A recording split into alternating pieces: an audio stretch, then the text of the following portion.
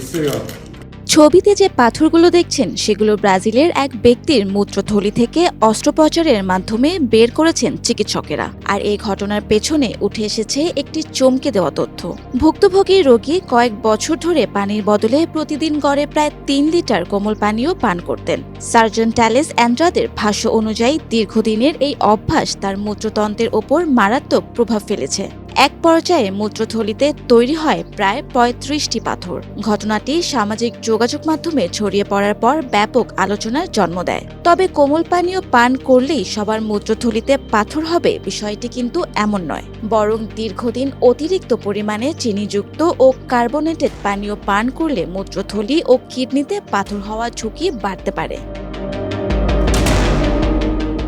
কোমল পানীয়তে থাকে phosphoric acid. এটি শরীরের খনিজ উপাদানের স্বাভাবিক ভারসাম্যে প্রভাব ফেলতে পারে এবং প্রস্রাবের পিএইচ বা অম্লত্ব পরিবর্তনের মাধ্যমে পাথর তৈরির ঝুঁকি বাড়াতে পারে।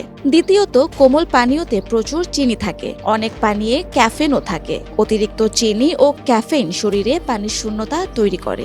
এতে প্রস্রাব ঘন হয়ে যায় এবং বিভিন্ন খনিজ উপাদান জমাট বেঁধে পাথর হওয়ার ঝুঁকি বৃদ্ধি পায়। তৃতীয়ত, নিয়মিত অতিরিক্ত চিনিযুক্ত পানীয় পান করলে শরীরে ইউরিক অ্যাসিড ও অন্যান্য খনিজ উপাদানের মাত্রা বেড়ে যায়। এগুলোও পাথর তৈরির অন্যতম কারণ হিসেবে বিবেচিত হয়। ভাবুন তো, একজন মানুষের মূত্রথলিতে যদি একসঙ্গে ৩৫টি পাথর তৈরি হয়, তাহলে ব্যথা, প্রস্রাবে জটিলতা এবং সংক্রমণের ঝুঁকি কতটা ভয়াবহ হতে পারে। চিকিৎসকদের মতে এমন পরিস্থিতি রোগীর জন্য অত্যন্ত কষ্টদায়ক।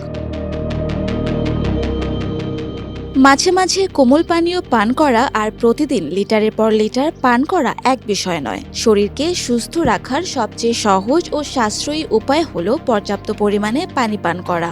আপনার কি নিয়মিত বা অতিরিক্ত কোমল পানীয় পান করার অভ্যেস আছে? থাকলে আজই সতর্ক হয়ে যান। শুধু কিডনি বা মূত্রথলির পাথর নয়, বরং দীর্ঘদিন ধরে কোমল পানীয় পান করার কারণে হৃদরোগ, টাইপ 2 ডায়াবেটিস, ফ্যাটি লিভার সহ আরও অনেক মারাত্মক ও প্রাণঘাতী রোগ হতে পারে। এরকম আরও তথ্যভিত্তিক ভিডিও পেতে হ্যালো বাংলাদেশের সাথেই থাকুন।